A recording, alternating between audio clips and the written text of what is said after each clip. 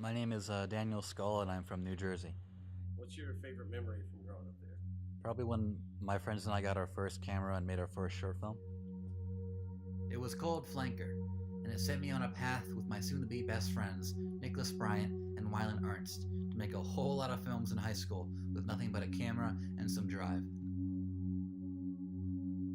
It was all I could look forward to every day in school. Writing, acting, and producing our own films made me happy. Nothing made me more proud than seeing the looks on our friends, families, and teachers' faces when we showed them what we had created. And soon, people started asking if they could be in the films, if they could help make them, act in them, anything. It was a surprise, but we loved it. Oh, Dan, you are a great friend. I remember, Dan, when I first came to Oakcrest, the high school that Dan and I went to, I didn't really have any friends.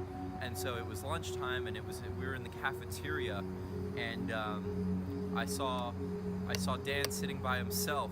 So I was like, all right, I'll go join that guy.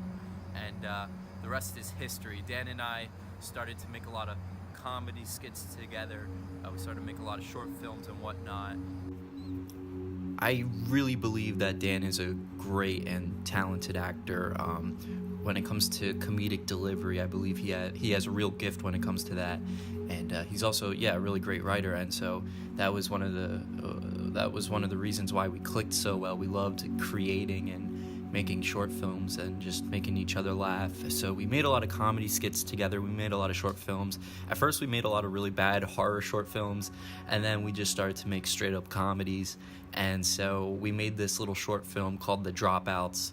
A little taboo short film. It was about two teens who had to save their high school from a bomb threat. These two misfits that saved their school from a bomb threat. And then Dan and I, senior year, we worked on this really fun short film that was like about a half hour long. It was called Another Day with the Dead. It was like a zombie comedy, and Dan played a really funny. He played the antagonist in the short film. He played a redneck zombie hunter, and that was a lot of fun to work on with Dan.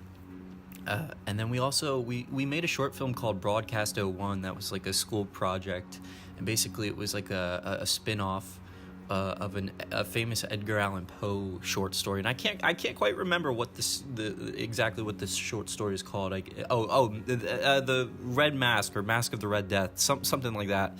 Anyway, we worked on that. That was a lot of fun.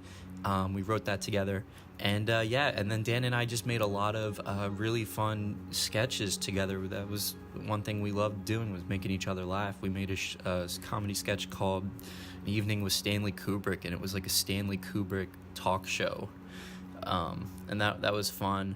I remember doing that, and so we worked on a lot of stuff together. We just loved making each other laugh. What excites me most about the upcoming Who Am I project would probably be the challenge of finding out who I am.